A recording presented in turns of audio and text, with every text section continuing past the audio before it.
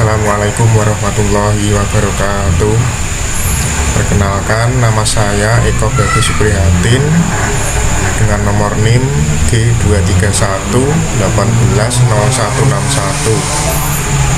Saya akan mempresentasikan hasil tugas UAS pengolah citra tentang paper penelitian COVID-19. Yang pertama, judul paper kumpulan data algoritma berbasis informasi pasien untuk memprediksi penyebab kematian COVID-19. Tahun paper 20 April 2020. Masalah penelitian penganalisa data penyakit COVID-19 di Cina dan kemudian di Korea Selatan dikumpulkan setiap hari dari beberapa situs yang berbeda. Data yang terkumpul mencakup 33 kasus kematian di Wuhan, kota provinsi Hubei selama wabah awal, serta kasus yang dikonfirmasi dan korban tewas di beberapa daerah tertentu. Metode penelitiannya dengan algoritma berbasis informasi pasien (PIPA) telah diadaptasi untuk mengolah data dan digunakan untuk memperkirakan tingkat kematian COVID-19 secara waktu yang nyata. Asumsinya adalah bahwa jumlah hari dari pasien rawat inap sampai kematian menurun dalam pola distribusi normal, dan skor dalam distribusi normal dapat diperoleh dengan mengamati 33 kasus kematian dan menganalisis data.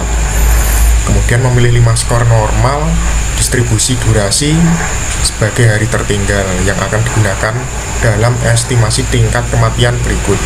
Menghitung masing-masing angka kematian pada kasus terkonfirmasi akumulasi dengan masing-masing tertinggal hari dari data saat ini, dan kemudian ditimbang setiap angka kematian dan kemungkinan yang sesuai untuk mendapatkan angka kematian total setiap hari. Pembahasan penelitian. Data 33 kasus kematian yang telah dikumpulkan dari situs resmi Komisi Kesehatan Provinsi Hubei di Cina yang mencantumkan tanggal onset pasien gejala, tanggal pasien mulai dibawa ke ICU, dan tanggal kematiannya. Dengan data ini, hari-hari dari munculnya gejala sampai kematian dan dari asupan ICU sampai kematian bisa dihitung mengikuti distribusi normal. Kesimpulannya, rata-rata tingkat penularan secara keseluruhan di Cina adalah sekitar 4%, sedangkan di Hubei 10%. Di sisa negara 0,46%. Di antara pasien rawat inap, angka di media serius kondisi berkisar dari 10% sampai 30%. Sementara rata-rata 18% di Cina, 19% di Hubei, dan 13% di negara lain kecuali Hubei. Berdasarkan perkiraan angka kematian pada Januari 2022, harus ada total 150-300 pasien rawat inap. Berdasarkan tingkat pasien yang sakit parah di antara semua pasien, pada 2 Januari harusnya ada 216 hingga 315 pasien. Yang kedua, judul paper mesin konspirasi peran bot sosial selama infodemik COVID-19. Tahun paper 17 Desember 2020. Masalah penelitiannya, meningkatnya penyebaran informasi yang salah disebut infodemik media sosial menjadi sasaran penerapan bot sosial, yaitu algoritma yang meniru perilaku manusia. Kemudian mereka memberikan pengaruh pada media sosial dapat dimanfaatkan dengan memperkuat informasi yang salah, rumor atau teori konspirasi yang mungkin saja berbahaya bagi masyarakat dan pengusaha pandemi. Metode penelitiannya dengan menerapkan deteksi dan konten bot sosial. Teknik analisis penelitian ini bertujuan mengetahui sejauh mana sosial bots mengganggu pembahasan COVID-19 di Twitter. Pembahasan penelitian dengan pengumpulan data melalui Twitter API yang merupakan pelacakan yang umum digunakan metode karena kemungkinan peneliti bisa mengambil berbagai metadata. Secara keseluruhan, data di-crawl selama periode waktu 27 Februari hingga 20 Mei 2020 dengan menerapkan perayap Java yang dikembangkan sendiri menggunakan perpustakaan Twitter 4J1 dan menyimpannya di dalam file database MySQL. Secara umum, 3 proses perayapan terpisah dilakukan karena relevan baru hashtag dan istilah muncul dalam wacana publik seiring berjalannya waktu. Untuk mengambil set data yang andal, perayapan data kedua dan ketiga dilakukan dengan melacak Twitter menggunakan setidaknya salah satu istilah COVID-19. Kesimpulannya, analisis dari penelitian tersebut memberikan wawasan berharga yang membantu untuk lebih memahami secara online perilaku yang relevan dengan konteks infodemik. Mekanisme tersebut tidak hanya berlaku untuk social booth, tetapi dapat ditransferkan ke pengguna media sosial yang lain yang mencoba untuk memberikan pengaruh dalam lingkungan infodemik. Yang ketiga, judul paper tangga model epidemi spasio-temporal dengan data mobilitas yang terbit pada tanggal 7 Desember 2020.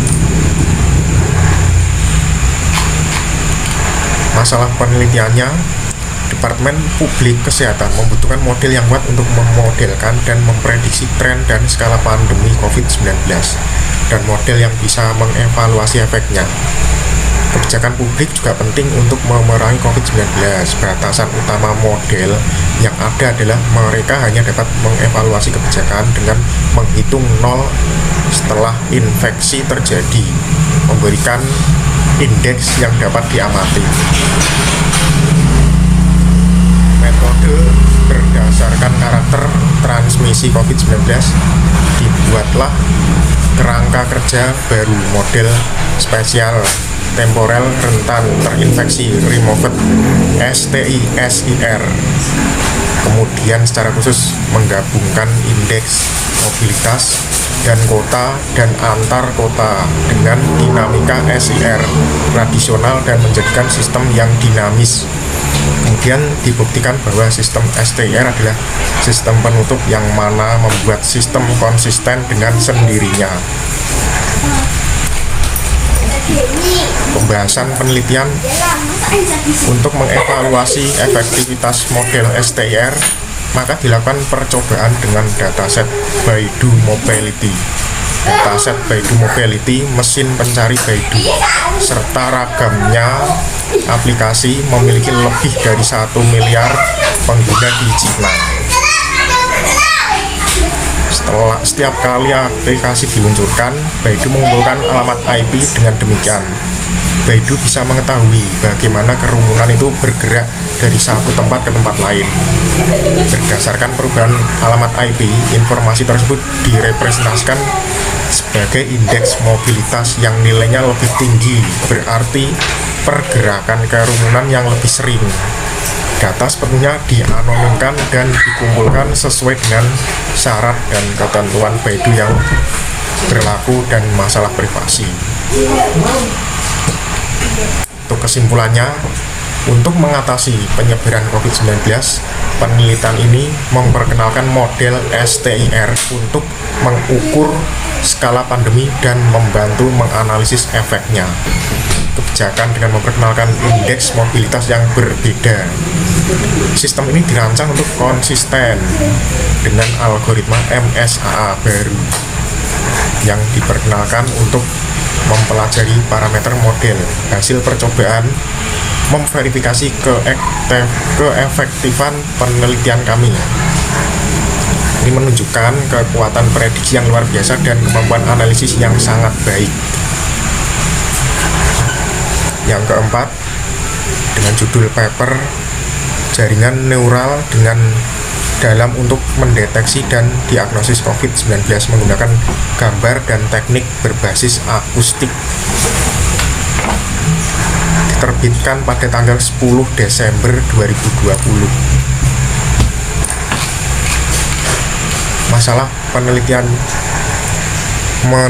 menekan pentingnya deteksi dini terhadap mereka yang memiliki virus COVID-19 karena sistem pengujian standar memakan waktu dan tidak tersedia untuk semua orang.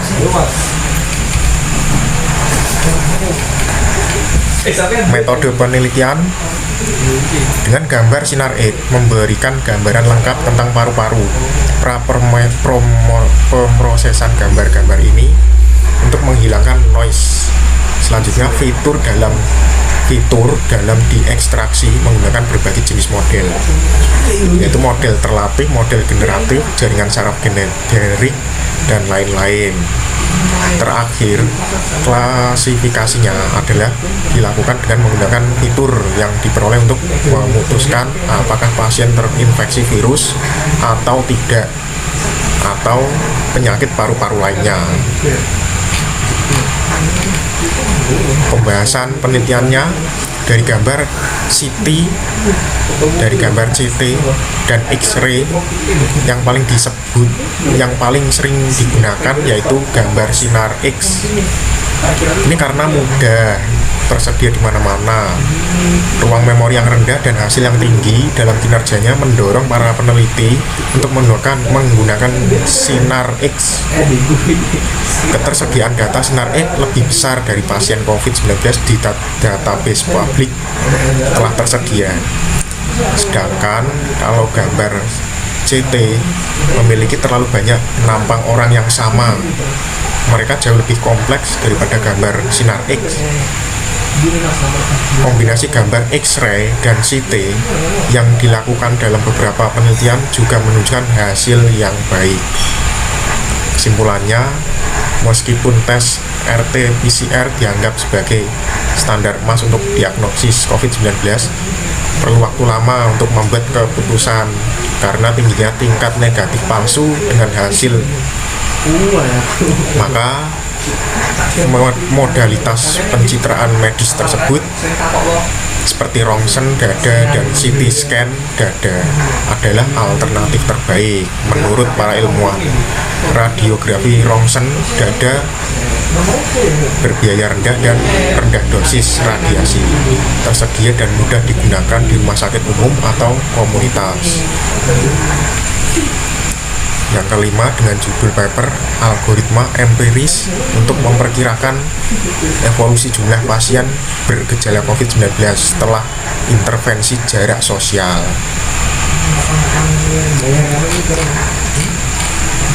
Tahun papernya dirilis pada tanggal 22 Maret 2020. Masalah penelitian, perkiraan evolusi jumlah pasien bergejala COVID-19 pada tahap awal penyebaran dan setelah sosial yang ketat, setelah pandemi.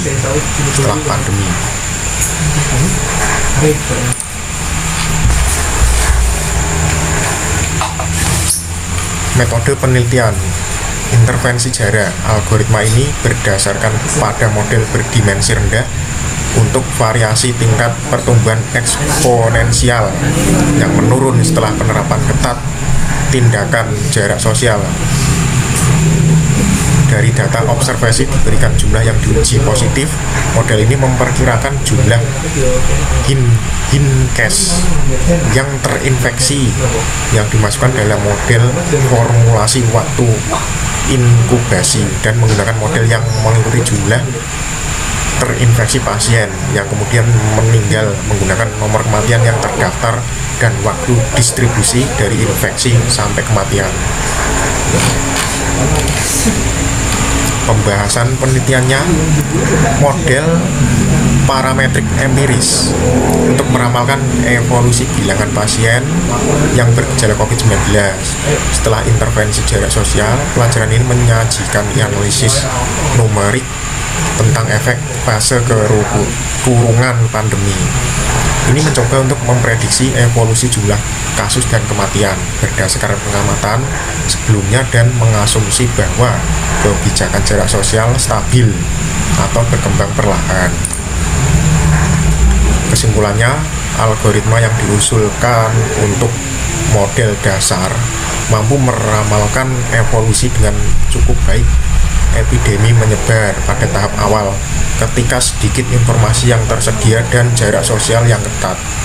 3 fakta yang telah ditekankan yaitu kebisingan observasi yang besar, lebih baik bekerja dengan model berdimensi sangat rendah sebagai highlight di makalah untuk mengatasi pengaruh tindakan jarak sosial, dapat mengatasi tidak hanya kebisingan tetapi juga dengan variasi definisi variabel yang diamati.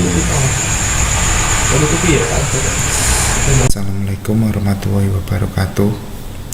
Saya Khalid Fuadi dengan NIM G.231.18.0154 akan meneruskan presentasi UAS pengolahan citra. Tadi di awal sudah dijelaskan oleh Mas Eko dari paper 1 sampai paper 5. Selanjutnya saya akan menjelaskan untuk paper ke-6 sampai paper ke-10. Paper ke-6 dengan judul mempercepat repurposing obat untuk COVID-19 melalui pemodelan mekanisme kerja obat dengan profil ekspresi gen skala besar. Jurnal ini diterbitkan pada tanggal 15 Mei 2020. Jurnal ini saya ambil di web archive.org. Mempunyai masalah banyak kesulitan dalam mengidentifikasi aplikasi obat berdasarkan data gambar sel pada metode identifikasi penggunaan obat yang berdasarkan data fenotipik yang dapat meningkatkan efisiensi pengembangan obat untuk memerangi COVID-19. Mempunyai pembahasan sebuah metode pembelajaran mesin yang canggih untuk mengidentifikasi penggunaan obat berdasarkan fitur citra sel dari 1024 obat yang dihasilkan dalam program LINS. Karena fitur multidimensi gambar dipengaruhi oleh non-eksperimental faktor, karakteristik obat serupa sangat bervariasi dan jumlah sampel saat ini tidak cukup menggunakan pembelajaran mendalam dan metode lain digunakan untuk pengoptimalan pembelajaran. Untuk pembahasannya, obat yang saat ini efektif untuk COVID yaitu berupa kloroquine dan hidrokskloroquine. Meskipun tidak sama pada label MOA, memiliki obat yang serupa karakteristiknya. Di satu sisi, mereka dapat menghambat proliferasi sel T dan mengurangi pelepasan sitokin proinflamasi yang dapat meningkatkan pH endosom dan memblokir endositosis. Kemudian melakukan percobaan antivirus screening pada beberapa obat baru yang diprediksi. Data set pencitraan sel yang berisi 1105 obat kumpulan data pencitraan sel yang berisi 372 obat diurutkan dan disaring. Selanjutnya 1105 data gambar respons sel yang mencakup 310 obat dikumpulkan secara kumulatif. Untuk ringkasannya analisis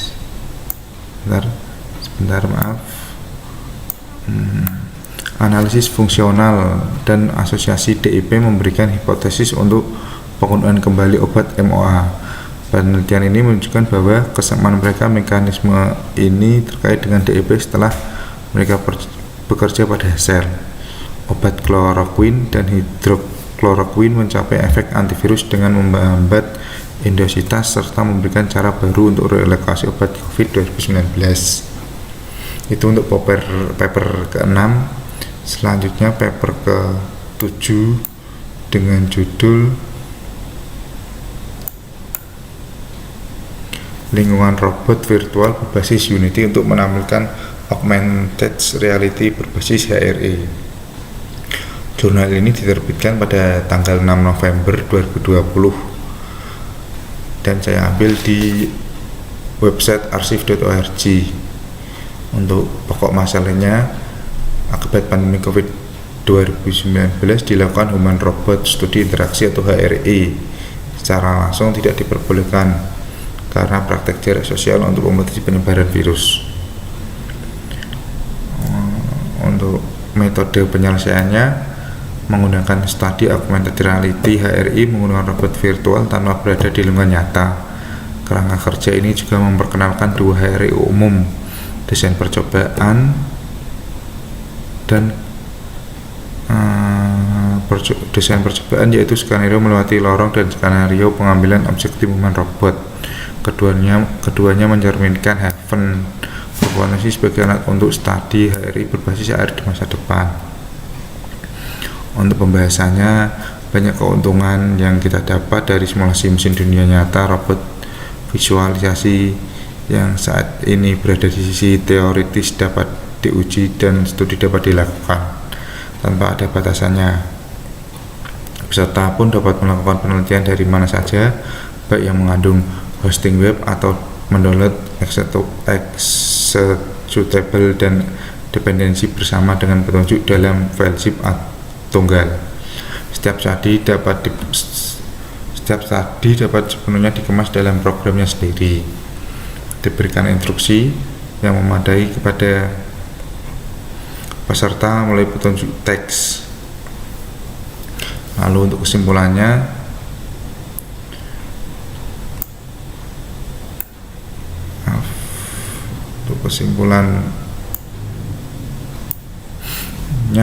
dengan alat ini pengguna dapat berinteraksi dengan robot cerdas virtual dan dapat melihat keluaran sensorik dan kognitif yang ditampilkan dengan visualisasi garis yang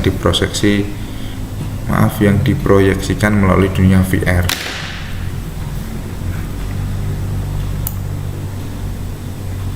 Selanjutnya poin ke-8, jurnal ke-8 dengan judul memperkirakan tingkat pertumbuhan eksponensial COVID-19 tingkat kabupaten menggunakan hutan acak umum. Jurnal ini diterbitkan pada tanggal 31 Oktober 2020. Untuk pokok masalah, tantangan deteksi wabah adalah menyeimbangkan akurasi dengan kecepatan. Secara khusus, akurasi estimasi meningkat dengan jendela penyesuaian yang lebih lama dan kecepatan menurun. Untuk metode yang ada dalam jurnal tersebut menyajikan kerangka kerja pembelajaran mesin untuk menyeimbangkan pertukaran menggunakan hutan acak umum atau GRF dan menerapkan pendeteksi wabah COVID tingkat daerah. Pembahasannya, algoritma ini memilih ukuran jendela penyesuaian adaptif untuk setiap daerah berdasarkan fitur relevan yang mempengaruhi penyebaran penyakit, seperti perubahan dalam kebijakan jarak sosial. Metode ini pun mengungguli pilihan ukuran jendela non-adaptif dalam 7 hari ke depan. Prediksi jumlah kasus wabah COVID-19. Potensi dampak wabah juga diukur dengan tingkat pertumbuhan eksponensial karena tingkat yang lebih tinggi menunjukkan penyebaran penyakit yang lebih cepat. Untuk model epidemiologi tetap seperti SIR atau SHAIR, ada korespondensi 1:1 antara tingkat pertumbuhan eksponensial epidemi dan reproduksi. Untuk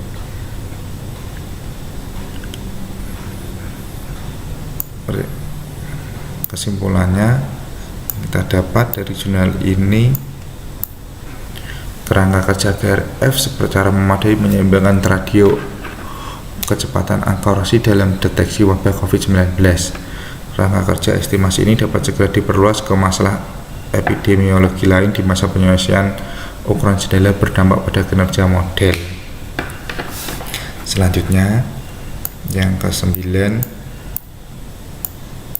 dengan judul paper deteksi COVID melalui pembelajaran transfer menggunakan data pencitraan multimodal. Paper ini diterbitkan pada 14 Agustus 2020 dengan pokok masalah sebagai sarana untuk menghindari masalah gradien yang hilang yang melekat pada jaringan saraf dalam keadaan penerapan sistem koneksi lewati antar lapisan yang dikenal sebagai pembelajaran residual. Untuk metode yang dipakai yaitu melatih model pembelajaran yang dalam pembelajaran transfer, di mana jaringan pembelajaran yang telah dilatih diberi bobot sebelumnya dengan hasil dari siklus pelatihan sebelum dari domain yang berbeda. Untuk pembahasannya, pada bagian ini menyajikan tinjauan singkat karya ilmiah terbaru diikuti dengan diskusi tentang datasheet yang telah digunakan dan tantangan terkait. Kemudian dipresentasikan proses pembuatan sheet data bersama dengan pipeline pemrosesan yang kami usulkan untuk penyimpanan kualitas data. Untuk kesimpulannya, jurnal ini telah menunjukkan bahwa kumpulan data COVID yang terbatas dan menantang saat ini dengan model VGG19 dapat digunakan untuk mengembangkan alat berbasis pembelajaran yang sesuai untuk deteksi COVID-19. Model ini pun mampu mengklasifikasikan kondisi pneumonia versus normal dan COVID-19 versus pneumonia untuk beberapa mode pencitraan termasuk X-ray, ultrasound, dan CT scan. Untuk paper yang terakhir dan yang ke-10 dengan judul representasi beyond visual dalam misi informasi COVID-19. Jurnal ini terbit pada 10 Oktober 2020. Kami dapatkan dari website journal.sagepub.com dengan pokok masalah korpus berisi 225 informasi yang salah ini memberikan studi sebelumnya. Untuk artikel ini telah memilih sebuah bagian dalam sampel konten 225 item yang berisi gambar atau video. Dengan pokok masalah telah menyelesaikan analis metode campuran dari korpus informasi yang salah satu COVID-19 lalu diidentifikasi melalui artikel pemeriksaan fakta yang ada pada bulan Januari 2020 hingga Maret 2020. Untuk pembahasannya memberikan titik awal investigasi visual dalam misi informasi COVID-19 dengan menyelidiki peran visual dalam potongan konten palsu atau menyesatkan berdasarkan sampel informasi yang salah dan diperiksa dengan fakta. Ini jurnal sudah mengidentifikasi 3 fungsi visional yang berbeda dalam misi informasi virus corona. Artikel ini memberikan salah satu analisis visual. Pertama dalam misi informasi tentang COVID-19, analisis metode campuran dari 96 contoh visual dalam misi informasi yang dinilai salah atau menyesatkan oleh pemeriksa fakta profesional. Itu tadi merupakan kesimpulan dari artikel atau paper ke-10. Selanjutnya saya akan menyampaikan dari paper-paper 10 ini yang paling cocok untuk diterapkan di negara Indonesia. Kami berdiskusi untuk paling cocok itu paper kedua. Saya review kembali di bagian kesimpulan. Analisis dari penelitian tersebut memberikan wawasan berharga yang membantu untuk lebih memahami secara online perilaku yang relevan dengan konteks infodemik. Mekanisme tersebut tidak hanya berlaku untuk social bot, tetapi dapat ditransfer ke pengguna media sosial lain yang mencoba untuk memberikan pengaruh dalam lingkungan infodemik. Paper ini sangat cocok karena di negara Indonesia itu terjadi dua teori tentang COVID-19. Ada yang bilang COVID-19 itu hanya sebuah konspirasi elit global, sebuah konspirasi pemerintah dan lain-lain, dan ada juga yang percaya bahwa COVID-19 itu memang benar-benar ada. Jadi paper yang kedua ini sangat cocok diterapkan di Indonesia agar mengurangi berita-berita hoax atau berita-berita yang belum tentu benar, agar masyarakat percaya bahwa COVID itu memang benar-benar ada. Mungkin itu saja yang dapat saya sampaikan di presentasi kali ini. Kurang lebihnya saya minta maaf. Wabillahi taufiq wal hidayah. Wassalamualaikum warahmatullahi wabarakatuh.